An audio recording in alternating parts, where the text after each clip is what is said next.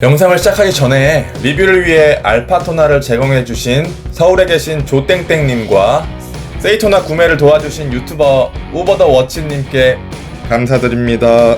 안녕하세요, 빌런입니다. 이번에 소개할 두 모델은 전설의 명기 폴 뉴먼 데이토나에 대한 일본과 중국 세이코와 알파라는 두 국가와 시계 브랜드가 어떠한 자세를 가지고 있는지 알 수 있는 모델이에요. 스펙부터 간단하게 보고 갈게요. 이 두 모델의 기원이 된 시계는 롤렉스의 데이토나입니다. 정확히 말하면 1960년도에 출시되었던 빈티지 데이토나에 대한 오마주예요.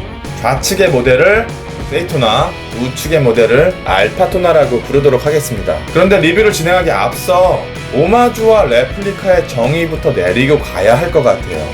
오마주와 레플리카의 차이점이 뭔가요? 이 시계업계는 수많은 디자인의 시계가 있는 것처럼 보이지만 사실 근간이 되는 시계 디자인은 그렇게 다양하지 않습니다. 오랜 시간을 거쳐서 명 디자인을 토대로 여러 갈래로 나누어져 왔는데 지금보다 더 디자인의 다양성이 부족했던 초창기에는 우리가 알만한 브랜드 역시 서로의 디자인을 베껴가며 시계를 만들었던 불편한 과거가 있는 걸로 알아요. 오마주는 존경과 경이라는 프랑스어입니다. 레플리카는 복제품이란 뜻이고요. 세이토나는 오마주일까요? 레플리카일까요? 알파토나는 오마주일까요? 레플리카일까요? 리뷰를 진행하면서 고민을 좀 해보았는데 오마주란 단어를 사용하려면 그 브랜드만의 시각으로 재해석이라는 과정을 거쳐야 한다고 생각해요. 레플리카는 그런 과정이 없는 것이고요. 맨 왼쪽을 완벽한 오마주, 맨 오른쪽을 완벽한 레플리카라고 가정한다면 세이토나는 오마주에 가까운 것처럼 보이고 알파토나는 오마주와 레플리카의 경계에 서 있는 것처럼 보이네요. 여러분은 세이토나를 오마주로 보십니까? 레플리카로 보십니까? 알파토나를 오마주로 보십니까? 레플리카로 보십니까? 여러분들과의 의견 공유가 제게는 정말 큰 힘이 됩니다. 세이토나의 모델명은 SZSJ005로 세이코의 정식 발매품이 아니라 세이코와 나노 유니버스라는 정체모를 단체와 콜라보레이션을 아주 짧은 기간 매우 소량으로 발매된 모델이에요. 제가 이 모델의 출시를 알게 된 후 구매하려고 시도를 해봤는데 일본 내에서만 판매한다는 소식을 듣고 포기하려던 찰나 시계 유튜버이신 오버더워치님께서 구매법을 알려주셔서 어렵게 구매할 수 있게 되었습니다. 감사합니다. 판매 가격은 27만엔으로 30만원 정도인데 지금은 프리미엄이 붙어서 100만원에서 130만원 정도까지 가격이 올라갔더라고요.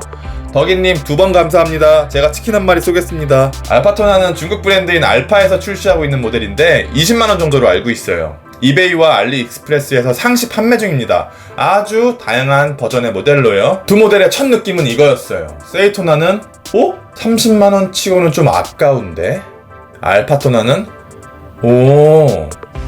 생각보다 잘 만드는데? 제가 왜 이런 생각을 갖게 되었는지 곧 이어질 퀄리티 리뷰에서 보여드리도록 할게요. 두 모델 다 전체적인 사이즈와 느낌은 데이토나와 거의 비슷해요. 40mm의 사이즈에 3개의 크로노, 케이스와 러그 모양까지 최대한 데이토나를 따라하려고 노력한 흔적들이 보여요. 데이토나는 깜깜한 블랙 다이얼에 유광 처리를 해두었는데 이 유광이 좀 과해요. 블랙 다이얼이 에나멜 다이얼처럼 보일 정도로 과합니다. 인덱스는 비교적 다이얼 크기에 비해 거대하고 유광 폴리싱 처리를 해두어서 굉장히 반짝이는데 이건 역시 과해요. 핸즈 걱정을 많이 했어요. 이 정도 가격대의 저가 쿼츠 모델에는 핸즈 마감 처리가 부실한 경우가 대부분이거든요. 이 핸즈를 스틸에서 뜯어낼 때 뜯어낸 자국이 남아있는 경우가 많아요. 프라모델 해보신 분들은 이해하실 거예요.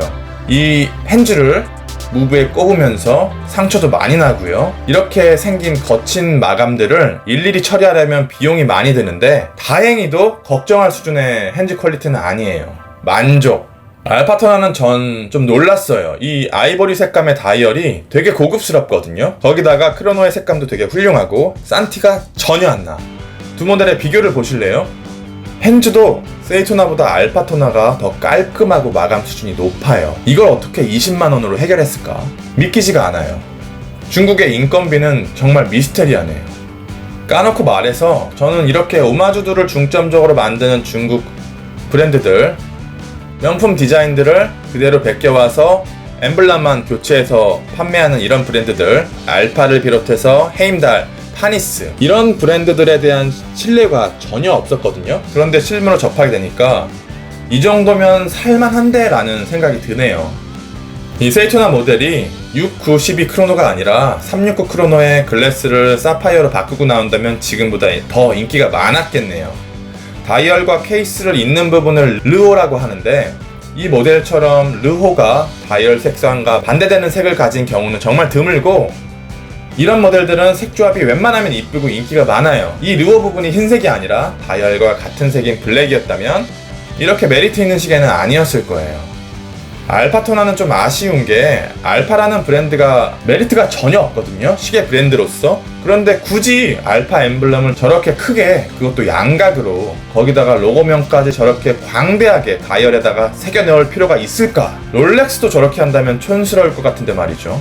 거기다가 그 아래 크로노미터라고 누가 봐도 못 믿을 거짓말을 적어놨어요. 다이얼 안에 크로노미터라고 적으려면 인증기관의 시험을 통과해야 하는데 그 평가를 통과하기 매우 어려울 뿐 아니라 이 시험을 치를 자격이 되는 건 오직 스위스 시계 브랜드뿐입니다. 이 모델은 절대 크로노미터 인증을 받을 수 없고 크로노미터라고 다이얼 안에 적을 수가 없어요. 이 정도 시계를 만들 기술을 가지고 있으면서 카피캣이 아닌 자신만의 브랜드를 만들지 못하는 중국의 생태계가 안타깝네요. 디자인 재산권을 인정하지 않는 그들의 마인드가 무분별하게 카피하는 걸 당연하게 생각하는 이런 문화가 중국이란 국가가 지금까지 행해온 국가 이미지가 시계 산업의 긍정적인 발전을 가로막아버리는 것 같아요. 그들이 스스로 자초한 거겠지만 데이토나의 케이스는 세이코 쿼츠 크로노그래프의 케이스를 따왔어요. 롤렉스의 오이스터 케이스와는 조금 다른 각진 느낌의 디자인을 갖고 있어요. 데이토나의 케이스를 뺏긴 알파토나에 비해 조금 더 남성적인 느낌을 가진 것 같아요. 폴리싱 수준은 두 모델 다 비슷해 보이는데 데이토나는 좀 더 부드러운 폴리싱, 알파토나는 조금 더 거친 폴리싱을 보여주네요. 데이토나가 아주 조금 더 얇고요. 쿼츠 무브먼트다 보니까 케이스백이 튀어나와 있지 않고 평평해서 착용감은 되게 좋은 편이에요. 알파토나는 중국산 수동 크로노 시굴 무브먼트가 들어갔고 세이토나보다 조금 더 두껍고 케이스백이 뒤로 튀어나와 있어서 세이토나보다는 불편한데 둘 다 크게 신경 쓸 정도의 불편함은 아니에요. 세이코 브레이슬릿 얘기를 간단하게 하고 지나갈게요. 이 브레이슬릿은 쓰레기예요. 못 씁니다. 너무 구려. 이 정도 수준의 브레이슬릿을 넣어줄 거면 스트랩을 대신 넣어주던가 러버를 넣어주던가 해야지. 이 정도 브레이슬릿 퀄리티는 정말 쓰레기예요. 그 예시동 가면 막 매대에 널브러져 있는 구형 브레이슬릿 있잖아요. 막 빈티지 브레이슬릿, 뭐 싸구려 쓰레기 브레이슬릿, 딱 그 정도 퀄리티예요. 시계 가격이 30만원이면 박스값 5,000원, 브레이슬릿 값 5,000원, 케이스 값 만원, 다이얼 값 28만원 이렇게 책정하겠습니다. 저라면. 무브먼트 얘기를 좀 해야겠는데 세이토나의 무브먼트는 8T67 쿼츠 무브먼트예요. 배터리로 움직이는. 여기다가 오토매틱 무브를 넣었다면 두께가 15cm는 넘어갔을 테고 가격도 200만원은 넘어갔겠죠. 최근에 출시한 오토매틱 무브를 넣은 세이코 크로노가 500만원이네요. 알파토나의 무브먼트는 중국산 무브먼트 시굴의 SG2903 수동 와인딩 모델이에요. 이게 와인딩 감각이 그리 좋지 못해요. 시계를 많이 만지다 보니까 와인딩 해보면 무브가 좋은지 나쁜지 대충 감이 오거든요. 제일 좋았던 감각은 불가리의 옥토 솔로 템포였어요. 무브먼트가 뭔지는 잘 모르겠는데 엄청 좋았어요. 제일 안 좋았던 와인딩 감은 이거네요. 수동이라 와인딩을 하지 않으면 시계가 움직이지 않는데 제 생각에 이 무브먼트는 와인딩을 하다가 터지지 않을까? 무브먼트가 고장나지 않을까? 라는 생각이 들어요. 불안해요. 와인딩 감이. 시계를 리뷰하는 사람의 한 명으로서 좀 씁쓸한데요. 왜 한국에는 제대로 된 시계 브랜드가 없을까? 세이코나 시티즌을 떠나서 쓸만한 마이크로 브랜드 수준의 브랜드도 없다는 게 왜 한국에는 올바른 방향으로 진지하게 시계를 만드는 브랜드가 없을까? 부럽습니다. 모방과 창조의 경계를 넘어서 이런 시계들을 제작할 수 있는 환경이 된다는 게, 그리고 브랜드가 있다는 게 정말 부럽습니다. 해외에서 인지도 있는 한국산 시계 브랜드가 그나마 티셀 하나라는 거, 언젠가는 한국에도 괜찮은 시계 브랜드가 나올 날이 올까요? 이제 시계 시장의 파이는 충분히 커진 것처럼 보이는데 말이죠. 리뷰를 마치면서 알파토나를 대여해주신 조땡땡님께 다시 한번 감사드립니다.